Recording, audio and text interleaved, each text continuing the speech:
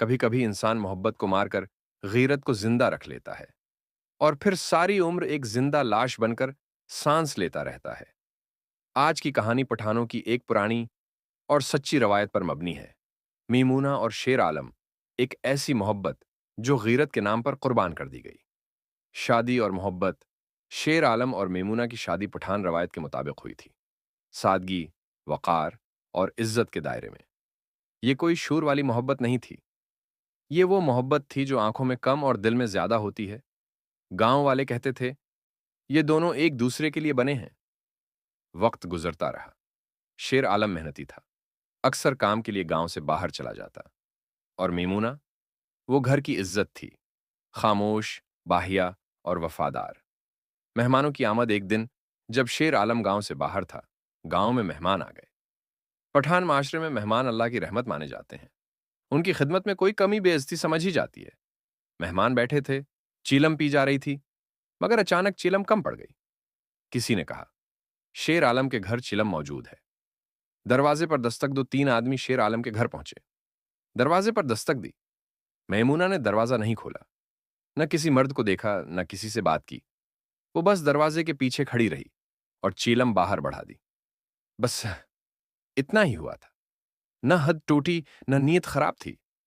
زہر بھری بات۔ جب شیر عالم واپس آیا تو کسی نے بات کو زہر بنا کر کہا، تمہاری غیر موجودگی میں تمہاری بیوی غیر مردوں سے ملی ہے۔ یہ جملہ شیر عالم کے دل میں آگ بن کر گرا۔ محبت پیچھے رہ گئی، غیرت آگے آ گئی، اور سب سے خطرناک چیز، لوگوں کی باتیں، الزام اور ہجوم۔ گاؤں والے جمع ہو گئے، ہر کوئی بول رہا تھا، کوئی سچ نہیں جانتا تھا، مگر ہر کوئی فیصلہ سنا رہا تھا۔ کسی نے کہا، بد کردار ہے، اور یہی لفظ میمونہ کے لیے موت کا حکم بن گیا۔ شیر عالم کے اندر غصہ تھا، غیرت تھی، اور ایک ٹوٹی ہوئی محبت تھی۔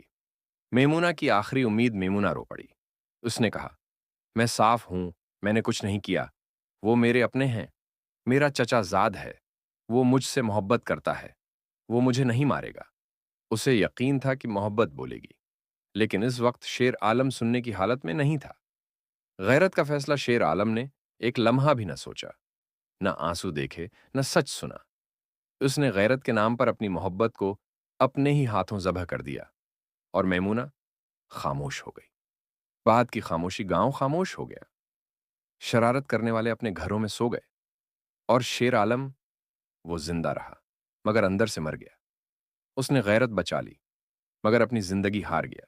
سب کی یہ کہانی ہمیں یہ سکھاتی ہے، سچ سنے بغیر فیصلہ قتل ہوتا ہے، محبت پر شک سب سے بڑا گناہ ہے۔